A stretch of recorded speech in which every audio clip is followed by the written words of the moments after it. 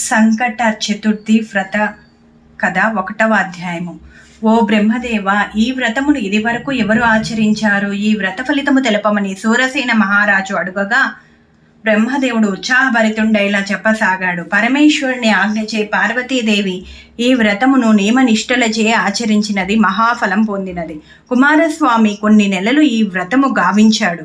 అగస్త్య మహర్షి ఈ వ్రతము 3 నెలలు ఆచరించి అద్భుతమైన ఫలం పొంది సప్త సముద్రములను అవపోసనం పట్టాడు. దమయంతీదేవి ఈ పవిత్ర చతుర్థి వ్రతాన్ని ఆచరించి నలుణ్ణి పొందినది. రుక్మిణీదేవి కుమారుడు ప్రత్యున్మనుడు అతిలోక సుందరుడు. కొన్ని కారణముల వలన పుత్రవియోగం కలిగినది. రుక్మిణీదేవి తన తోటి వారి పుత్రులను చూస్తూ కుమారుని వియోగ దుఃఖాన్ని భరించలేకపోయినది. లోమసముని ఆమెను చూచుటకు దైవకార్యరీత్యా వచ్చాడు.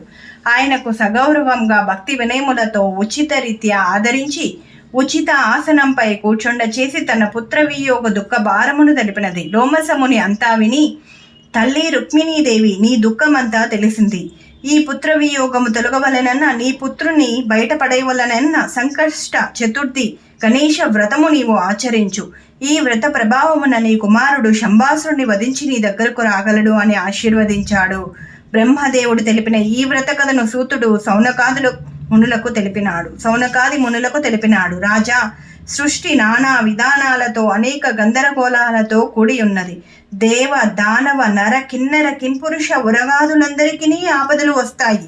అలాంటి సమయంలో సర్వ ఆపదలను నివారించే ఈ వ్రతాన్ని వారు ఆచరించిన ఎడల తప్పక వారికి ఫలితం లభించి ఆపదలన్నీ తొలగుతాయి. సర్వసిద్ధులు లభించి ఆయురారోగ్యాదులతో పుత్ర కలత్ర పౌత్రాదులతో వారుంటారు. తపస్సు, దానాలు, యజ్ఞ యాగాదులు కానీ ఈ వ్రతముతో సరికావు. ముందుగా గణపతిని ఆవాహన గావించి ఈ వ్రతాన్ని ప్రారంభించాలి. వ్రత కథకు తమ తమ శక్తి కొలది బంధుమిత్రులని పిలవాలి. వ్రత సమాప్తి తర్వాత దేవికి మహా నైవేద్యం నివేదించి మంగళహారతి ఇచ్చి ప్రసాదాన్ని అందరికీ ఇచ్చిన అనంతరమే వ్రతం ఆచరించేవారు సేవించాలి. నాస్తికులు ఆస్తికులు సర్వులు ఈ వ్రతాన్ని ఆచరించిన ఎడల సర్వసుఖాలు పొందుతారు. గురువులు, శిష్యులు, పుత్రులు, మిత్రులు అందరూ వ్రతం ఆచరించవచ్చును. ఈ విధంగా ఆ మహారాజు బ్రహ్మదేవుని ద్వారా విని ఈ వ్రతాన్ని భక్తి శ్రద్ధలతో ఆచరించి తన పుత్ర మిత్రులతో కలిసి రాజ్యాన్ని పొంది పాలన సాగిస్తూ ఉన్నాడని సూత మహర్షి సౌనకాదులకు ఈ మహావ్రత విధానాన్ని వినిపించడంతో వారంతా పరమానంద భరితులు అయ్యారు. 2వ అధ్యాయము. ఈ వ్రతాన్ని ఆచరించాలనుకున్న వారికి ముఖ్యముగా కావలసినది భక్తి. మొదటి నెలలో వచ్చే సప్తమి, పంచమి తిథుల యందు ఈ వ్రతము ఆచరించాలి. పూజా వస్తువులన్నీ సమకూర్చుకొని నిష్కలంక మనసుతో పూజా మందిరం ఏర్పాటు చేసుకోవాలి. అక్కడ శుభ్రమైన రంగు వస్త్రాన్ని పరవాలి. రంగులతో ఆ మండపాన్ని అలంకారం చేయాలి. ముందుగా కలశ స్థాపన చేసి సుగంధ పరిమళములు, పువ్వులు, టెంకాయలు, ఆయా ఋతువులలో లభించే పండ్లు, ఆర్ఘ్యపాద్యాదులు సమకూర్చుకోవాలి. అప్పుడు ఓం సంకష్టదేవి, ఈ సుదినాన నీ వ్రతాన్ని ఆచరిస్తున్నాము అని ప్రార్థించాలి. మా ఇల్లంతా నీ పూజా మండపము గావించుకో. మేమర్పించినటువంటి ఆర్ఘ్యపాద్యాదులు నీవు ప్రీతికరముగా స్వీకరించుము. హే విఘ్నేశ్వర, లంబోదర, మోదక ప్రియా, నీకు మా హృదయపూర్వక పుష్పాంజలులు సమర్పించాము. పాల సముద్రంలో జన్మించిన వాడా, మా ఇంట నీకు ఆర్ఘ్యం సమర్పించాము. భక్ష్యము, భోజ్యము, లేహ్యము, పండ్లు, ఫలాలు నీకు భక్తితో సమర్పిస్తున్నాము అంటూ శ్రీ మహాగణాధిపతి హోమం గావించాలి. ఇలా శ్రీ మహాగణాధిపతి మూల మంత్రాన్ని అష్టోత్తర శతం 108 సార్లు జపము చేసి పూర్ణాహుతి ఆచరించాలి. హోమశేషాన్ని అందరూ భుజించాలి.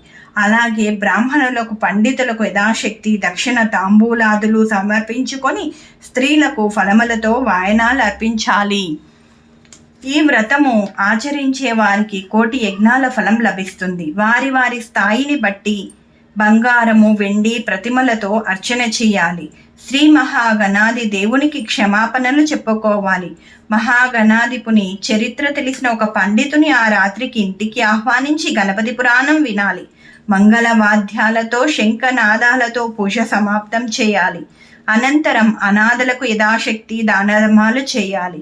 ఈ వ్రతాన్ని ఎవరైనా తమ ఇంట చేయదలుచుకున్నవారు తమ ఇంట ఏదైనా వివాహం జరుగుచున్న ఎడల అట్టి శుభకార్యానికి ముందుగా ఆచరించినచో సత్ఫలితముందుదరని శాస్త్రవచనము. 3వ అధ్యాయము. మహారాజా, శ్రీ గురు దత్తాత్రేయ స్వాముల వారి కరుణా కటాక్షాలతో ఉపదేశింపబడిన విధముగా కార్తవీర్యార్జునుడు శ్రీ మహాగణాధిపుని వాయభక్షణ గావిస్తూ మహానిష్టతో ఆరాధింపసాగాడు. అతడు పాషాణ ప్రాయమైనాడు. అతడు గావించే ఘోర తపస్సునకు మెచ్చిన శ్రీ మహాగణాధిపుడు కార్తవీర్యార్జునునికి ఎదురుగానున్న ఒక సరోవరంలో పగడం రంగులో దర్శనమిచ్చాడు. సత్వమృగ సంచారమైన ఈ కారడవిలో నా గురించి 12 ఏళ్ళు ఆచరించిన నీ మహాతపస్సునకు సంతోషించాను. నీకేమి కావాలో కోరుకోమనంగా, ఓ గణనాయక, తమ దర్శనం మాత్రం చేత నా జన్మ ధన్యమయ్యింది. నీ పాద సేవయే నాకు నిత్య జీవితముగా కలిగి ఉన్న నన్ను ఆశీర్వదించండి ప్రభో అని కార్తవీర్యార్జునుడు మహాగణాధిపతిని కోరాడు. రాజు ఈ విధముగా ప్రార్థించేసరికి శ్రీ గణాధిపతుడు ఆ వరమొసంగి మాయమైన వెంటనే అతనికి సహస్ర బాహువులు వచ్చాయి. మేరు పర్వత సమాన దేహం వచ్చింది. పాదాలు 2 ఉన్నాయి. ఆ సమయంలో దేవతలు కార్తవీర్యార్జునునిపై పుష్పవర్షం కురిపించి దుందుబులు మ్రోగించారు. ఆ దేవతా శబ్దాలు విన్న యమధర్మరాజు ఆశ్చర్యముంది. భూమిపై ఉన్న రారాజులందరూ ఆ శబ్దాలు విని భయంతో భీతావాహులైనారు. 1000 బాహువులతోనున్న కార్తవీర్యార్జునుని పేరు వినగానే అందరూ భయకంపితులైనారు. దేవతలంతా అతనికి నానారత్న స్థిత స్వర్ణాలంకారాలను బహూకరించారు. మహారాజా, మిత్రులందరూ కార్తవీర్యార్జునకు చక్ర చామర గజాశ్వ కరదీపికలు మహానందంతో సమర్పించారు. అలా తేజోవంతుడైన కార్తవీర్యార్జునుడు ఒకానొక శుభ సమయాన మహాభక్తితో మంత్రులు, సామంతులు, కవులు, పండితులు, కళాకారుల సమక్షంలో వేద పండితుల మంత్రోచ్చరణల మధ్య వేదనాదాలు, బూనభోగాలన్నీ మారుమురోగిన మంగళ వాద్యాల నడుమ ప్రవాల మహాగణాధిపుని ప్రతిష్ఠించాడు. తనకు ప్రత్యక్షమైన ఆ గణపతి మూర్తియే దీనికి అంతటికీ కారణమని కార్తవీర్యార్జునుడు భావించి మహాభక్తి చేతనుడైనాడు. ఆ మహాగణాధిపుని నగరవాసులే కాక రాజ్యంలోని వారంతా భక్తి ప్రపృత్తులతో పూజించి ధర్మ మార్గాన వెళుతున్నందులకు అతడెంతో ఆనందభరితుడయ్యాడు. ఆ ప్రదేశము ప్రవాల గణపతి క్షేత్రముగా ప్రసిద్ధి చెంది విరాజమానమైనది. ఇదంతా సంకష్ట చతుర్థి వ్రత మహత్యముగా మహేంద్రుడు భావించి ధర్మబద్ధంగా రాజ్యాన్ని పాలిస్తూ తరువాత కాలంలో తిరుగులేని రాజు కార్తవీర్యార్జునుడు శ్రీ మహాగణాధిపతి లోకాన్ని చేరాడు. అష్టదిక్పాలకులను మహేంద్రాది దేవతలందరినీ గెలిచిన రావణ బ్రహ్మ కూడా కార్తవీర్యార్జున చక్రవర్తికి లొంగిపోయాడు. ఆ చక్రవర్తి బలసంపత్తి ప్రాభవము శ్రీ గణాధిపతి యొక్క దివ్య కటాక్షము కాక మరి ఏమనాలి. అలా ఈ వ్రతం ఆచరించిన వారంతా విజేతులయ్యారని సౌనకాదులకు సూతుడు వివరించినాడు. 4వ అధ్యాయము. బ్రహ్మను చూచి వ్యాస మహర్షి, ఓ దేవా, ఉత్తమ చక్రవర్తి అయిన సూరసేన మహారాజు చరిత్ర విని ఎంతో సంతోషించాను. ఆ రాజు తన దూతలను వాడవాడలా పంపించి ఇంటింటికి సంకష్ట చతుర్థి వ్రతాన్ని ఆచరించమని ఆజ్ఞాపించాడు. అనంతరం ఆ సూరసేన మహారాజు రాజ్యమంతా ఈ సంకష్టహర చతుర్థి వ్రతాన్ని ఆచరించి సకల శుభాలు పొందాలని చాటించాడు.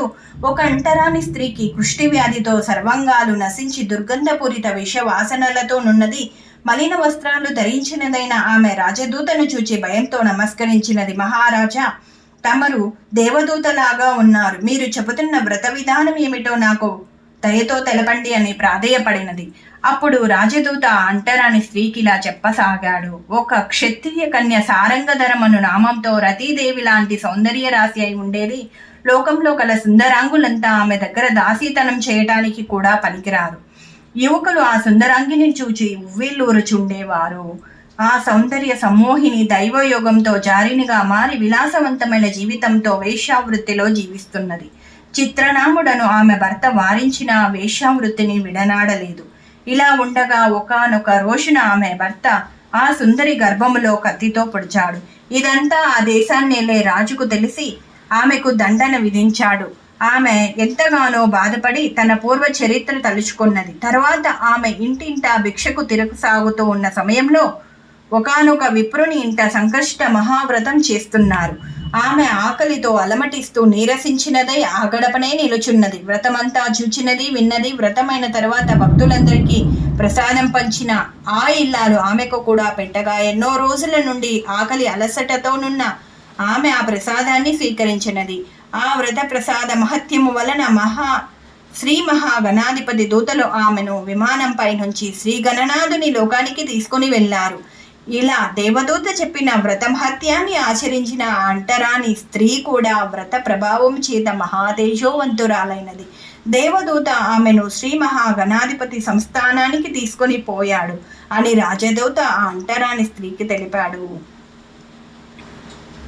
5వ అధ్యాయము. వశిష్ఠ మహర్షి సూరసేనుణ్ణి ఇలా అడిగాడు: ఓ మహాత్మా, సంకష్ట చతుర్థి వ్రత మహత్యాన్ని చెప్పమని కోరగా వశిష్ఠుడు ఇలా చెప్పసాగాడు: ఓ రాజా, శ్రద్ధగా వినుడు. మాఘ బహుళ మంగళవారం నాడు ఈ వ్రతాన్ని ఆచరించడం ఉత్తమమైనది. అంతేకాదు, ఆ సమయంలో గావించిన ఈ వ్రత ఫలితముగా సర్వకార్య సిద్ధులు నెరవేరుతాయి. అది విన్న రాజు వ్రతానికి కావలసిన సంబరాలతో శ్రీ వశిష్ఠ మహర్షి ఆజ్ఞతో శ్రీ మహాగణాధిపతిని ముందుగా పూజించి భక్తితో ఆ దేవుని నామజపం గావించాడు. అలాగే సాయంత్రం వశిష్ఠుల వారి ఆధ్వర్యంలోనే పూజ గావించాడు. ముందుగా అరటి బోధలతో మహామండపాన్ని నిర్మించి రంగురంగు వస్త్రాలతో అలంకరించి ఛత్ర చామరాలతో అనేక పుష్పమాలలతో దీపాలంకారాలతో ఉన్న మండపం యొక్క మధ్య భాగాన కలశాన్ని స్థాపించాడు. అచ్చట శ్రీ మహాగణాధిపుని స్వర్ణ ప్రతిమను ఉంచాడు. అక్కడనున్న బంగారు మహాగణాధిపతి ప్రతిమ ముల్లోకాలను వెలిగించే వెలుగులు విరచిమ్మినది. ఇంకా పండితులు, కవులు, కళాకారులు, వేదవిధులు శ్రీ మహాగణాధిపుని చరిత్రను గానామృతం చేస్తున్నారు. నర్తకులు నృత్యమాడుచున్నారు. వైదికులు, పురోహితులు భక్తి ప్రపృత్తులతో పూజ గావిస్తున్నాడు. షోడశోపచారాలతో, పంచామృతములతో, మోదుకలతో, లడ్డూలతో, పాయసంతో శ్రీ మహాగణాధిపతికి మహానైవేద్యం సమర్పించి ఆ గణనాథుడు సంతుష్టి చెందాలని ఆ రాజచంద్రుడు భక్తితో సమర్పించాడు. దక్షిణ తాంబూలాదులు ఇచ్చాడు. శ్రీ మహాగణనాథునకు ప్రీతిపాత్రమైన గరికతో పూజ చేశాడు. పూజోత్సవానికి వచ్చిన పండితులకు, కవులకు, కళాకారులకు, పురోహితులకు నూతన వస్త్రాలంకారాలతో సత్కరించాడు. ఆ రాజు ఆచరించిన ఈ వ్రతానికి శ్రీ గణేశుడు కూడా సంతసించినాడు. ఆ రోజు రాత్రి శ్రీ గజానుని దివ్య కథాశ్రవణంతో జాగారం చేశాడు. ఆ రాత్రంతా ఆ ఇంటికి వచ్చిన బంధుమిత్రులంతా భక్తి శ్రద్ధలతో జాగారం చేశారు. మరుసటి దినం శ్రీ మహాగణాధిపుని ఏకాగ్రతతో పూజించి అలా సంతుష్టుడైన ఆ మహాగణాధిపతి విమానమిచ్చి దూతలను రాజు దగ్గరకు పంపించాడు. ఆ విమానాన్ని మహారాజు అధిష్ఠించి లోకాలన్నీ తిరిగాడు. శ్రీ గణాధిపుని కృపకు పాత్రుడయ్యానని సౌనకాదులకు సూతుడు వివరించాడు. సంతానము కావలసిన వారు, అందమైన భార్య కావలసిన వారు, కార్య సాధనయందు విజయము కోరువారు ఈ వ్రతము చేసి వ్రత కథలు విని మీ కోరికలను నెరవేర్చుకోండి. సంకష్ట చతుర్థి వ్రత ఫలితములు. ఈ వ్రతాన్ని ధర్మరాజు ఆచరించి యుద్ధంలో శత్రువులను ఓడించి రాజ్యాన్ని తిరిగి పొందాడు. ధర్మార్థ కామ మోక్షములు ఈ వ్రతం ఆచరించిన వారికి లభించును. ఏ జాతి వారైనను ఈ వ్రతం ఆచరించినచో కోరికలన్నీ తీరి మరణానంతరము గణేశుని సాన్నిధ్యాన్ని చేరుకొందరు. అహల్యాదేవికి తన శాప విముక్తికి ఈ వ్రతాన్ని ఆచరించి గౌతమ మహర్షిని చేరెను. దమయంతి ఈ వ్రతాచరణతోనే భర్త నలచక్రవర్తిని చేరి సుఖముగా నుండెను. శ్రీ ఆంజనేయుడు లంకానగరమునకు పోయిన సమయములో ఈ వ్రతాన్ని చేయుదునని సంకల్పించుకున్నంతనే సీతాదేవిని చూచెను. వాలిచే బంధింపబడిన రావణుడు ఈ వ్రతాన్ని ఆచరించి సంకల్పించగా వాలి నుండి విముక్తుడై తన రాజ్యాన్ని చేరెను. యథాశక్తి గణపతి విగ్రహాన్ని ప్రతిష్ఠ చేసి కలశము ఉంచి 8 రేకుల కమలాన్ని పిండితో కానీ లేక పసుపుతో కానీ వ్రాసి నూతన వస్త్రాన్నించి దానిపై విగ్రహాన్నించి పుష్పాలతో, గరికతో, బిల్వములతో, గంధములతో, అక్షతలతో పూజింపవలెను. ఈ వ్రతాన్ని ఆచరించేవారు వ్రతం పూర్తయిన తర్వాత యజ్ఞము చేస్తే మంచిది. ఓం గం సంకష్టమార గణపతయే నమః స్వాహ అని 108 సార్లు మంత్రాన్ని ఉచ్చరిస్తూ ఉండ్రాళ్ళు నేతితో తడపవలెను. ఈ వ్రతం ఆచరించుటకు శ్రావణ బహుళ చతుర్థి శుభప్రదము. ఆ మరుసటి దినమున 21 బ్రాహ్మణులకు 21 గణపతుల పేర తాంబూలము, వస్త్రము, దక్షిణ భోజనాదులతో సమర్పించి యథాశక్తి కలిగిన వారు గొడుగు పాదుకలు సమర్పించినట్లయితే చాలా మంచిది. పార్వతి ఈ వ్రతం ఆచరించినందువల్ల 6 మాసాలలో తిరిగి తన భర్త శంకరుణ్ణి పొందగలిగినది. కావున ప్రతి ఒక్కరూ యథాశక్తి ఈ వ్రతం ఆచరించినచో సకల శుభములు చేకూరును. హరి ఓం తస్సత్. శ్రీ గణేశ గాయత్రి మంత్రము. ఏకదంతాయ విద్మహే వక్రతుండాయ ధీమహి తన్నో దంతి ప్రచోదయాత్. తత్పురుషాయ విద్మహే వక్రతుండాయ ధీమహి తన్నో దంతి ప్రచోదయాత్. ఏకదంతాయ విద్మహే వక్రతుండాయ ధీమహి తన్నో దంతి ప్రచోదయాత్. తత్పురుషాయ విద్మహే వక్రతుండాయ ధీమహి తన్నో దంతి ప్రచోదయాత్.